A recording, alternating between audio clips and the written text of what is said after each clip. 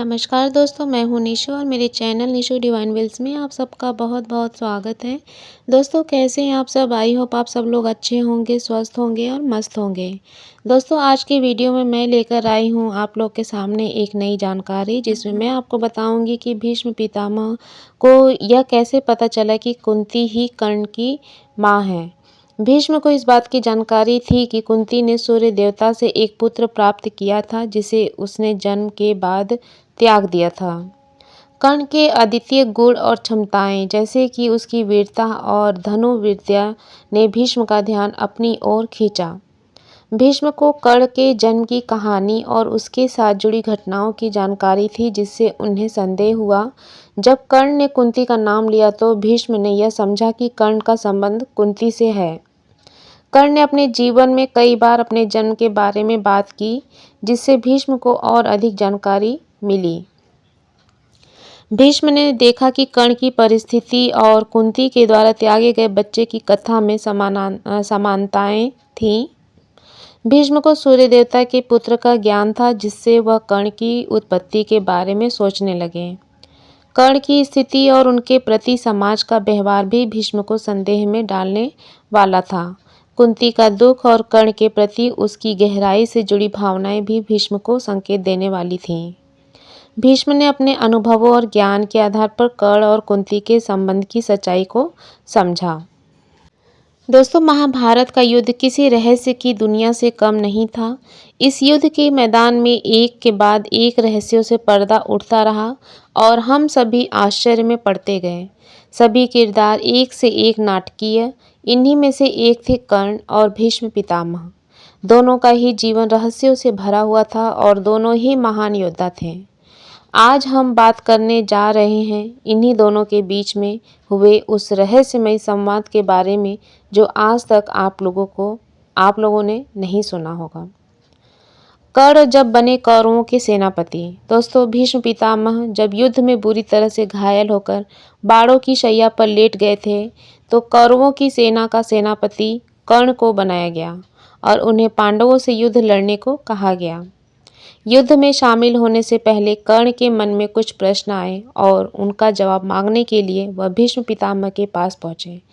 आइए आपको बताते हैं कि उस वक्त क्या थे कर्ण के सवाल और भीष्म पितामह ने उनका क्या जवाब दिया था। कर्ण का यह था सवाल। कर्ण ने भीष्म पितामह से यह प्रश्न किया कि जब तक वह कौरवों की सेना के सेनापति थे, तब तक उन्होंने कर्ण को युद्ध में शामिल नहीं होने दिया। आखिर क्या वजह थी कि कर्ण के जितना महान और वीर योद्धा दुर्योधन की सेना में शामिल होकर भी युद्ध लड़ने से वंचित रहा? कर्ण के इस प्रश्न का भीष्म पिता ने जो उत्तर दिया, वह आइए आपको बताते हैं। भीष्म पितामह का पहला उत्तर। भीष्म पितामह ने कर्ण को इस बात का उत्तर दिया कि आखिर उन्होंने युद्ध में शामिल होने की आज्ञा क्यों नहीं दी। उन्होंने कहा कि वह यह नहीं चाहते थे कि तुम जैसा महान योद्धा और महान विचारों वाला व्यक्ति अधर्मियों की ओर से लड़े। उन्होंने कहा, मेरे सेनापति रहते मैं ऐसा नहीं होने देता और तुम सूर्यपुत्र होकर और धर्म के मार्ग पर चलने वाले व्यक्ति होते हुए भी अधर्म का पालन करते हुए कौरवों की ओर से युद्ध लड़ो। मैं नहीं चाहता कि मेरे रहते हुए तुम ऐसा अधर्मपूर्ण कार्य करो, इसीलिए मैंने तुमको युद्ध में शामिल नहीं होने दिया। भीष्म पितामह का दूसरा उत्तर। कर्ण को युद्ध में शामिल नहीं करने के पीछे भीष्म पितामह ने जो दूसरा कारण बताया, वह यह था कि वह यह नहीं चाहते थे कि कर्ण अपने भाइयों के खिलाफ युद्ध लड़े। जब भीष्म पितामह ने यह बात कर्ण को बताई कि वह इसलिए ऐसा नहीं होने देना चाहते थे, तो कर्ण को यह जानकर बहुत ही आश्चर्य हुआ कि भीष्म पितामह यह जानते थे कि कर्ण कुंती का ही पुत्र है।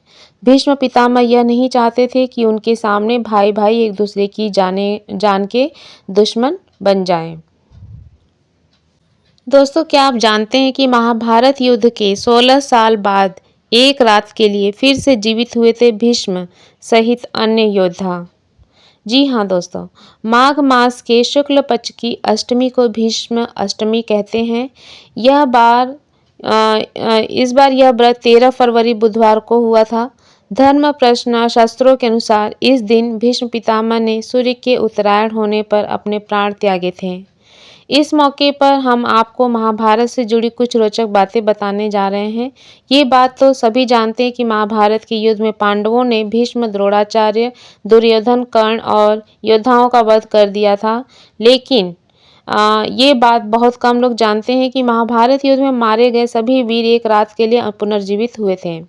ये बात पढ़ने में थोड़ी अजीब जरूर लग सकती है, लेकिन इस घटना का पूरा वर्णन महर्षि वेद व्यास के द्वारा रचित महाभारत ग्रंथ के आश्रम वार्षिक पर्व में मिलता है। ये पूरी घटना इस प्रकार है। कैसे जीवित हुए थे महाभारत युद्ध में मारे गए योद्धा, ये जानते हैं दोस्तों। महाभारत युद्ध के बाद युधिष्ठिर हस्तिनापुर के राजा बने। युधिष्ठिर धृतराष्ट्र और गांधारी की बहुत सेवा करते थे। इस तरह 15 साल गुजर गए। एक दिन धृतराष्ट्र ने सोचा कि पांडवों के साथ रहते रहते अब बहुत समय हो गया है, इसीलिए अब वानप्रस्थ आश्रम ही उचित है। गांधारी ने भी धृतराष्ट्र के साथ वन जाने में सहमति दे दी।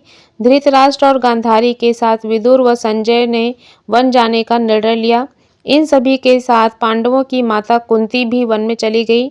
यहाँ महर्षि वेदव्यास से वनवास की दीक्षा लेकर ये सभी महर्षि शतयूथ के आश्रम में रहने लगे। इस प्रकार वन में रहते हुए धृतराष्ट्र आदि को लगभग 1 वर्ष बीत गए। एक दिन युधिष्ठिर के मन में वन में रह रहे धृतराष्ट्र, गांधारी और कुंती को देखने की इच्छा हुई।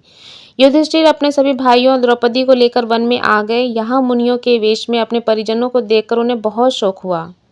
धृतराष्ट्र, गांधारी और कुंती अपने पुत्रों और परिजनों को देखकर बहुत प्रसन्न हुए। अगले दिन धृतराष्ट्र के आश्रम में महर्षि वेदव्यास आए। महर्षि वेदव्यास ने धृतराष्ट्र, गांधारी और कुंती से कहा कि आज मैं तुम्हें अपनी तपस्या का प्रभाव दिखाऊंगा। तुम्हारी जो इच्छा हो वह मांग लो। तब धृतराष्ट्र और गांधारी ने युद्ध में मृत पुत्रों और कुंती के ने कर्ण को देखने की इच्छा प्रकट की। द्रौपदी आदि ने कहा कि वह भी अपने परिजनों को देखना चाहती है और महर्षि वेदव्यास ने कहा कि ऐसा ही होगा। युद्ध में मारे गए जितने भी वीर हैं उन्हें आज रात तुम सभी देख पाओगे। ऐसा कहकर महर्षि वेदव्यास ने सभी को गंगा तट पर चलने के लिए कहा। महर्षि वेदव्यास के कहने पर सभी गंगा तट पर एकत्रित हो गए और रात होने का इंतजार करने लगे। रात होने पर महर्षि वेदव्यास ने गंगा नदी में प्रवेश किया और पांडवों और कौरवों पक्ष के सभी मृत योद्धाओं का आवाहन किया। थोड़ी ही देर में भीष्म, द्रोणाचार्य, कर्ण, दुर्योधन, दुशासन, अभिमन्यु, धृतराष्ट्र के सभी पुत्र, घटोत्कच, द्रौपदी के 5 पुत्र, राजा द्रुपद, धृष्टद्युम्न, शकुनी, शिखंडी आदि वीर जल से बाहर निकल आए।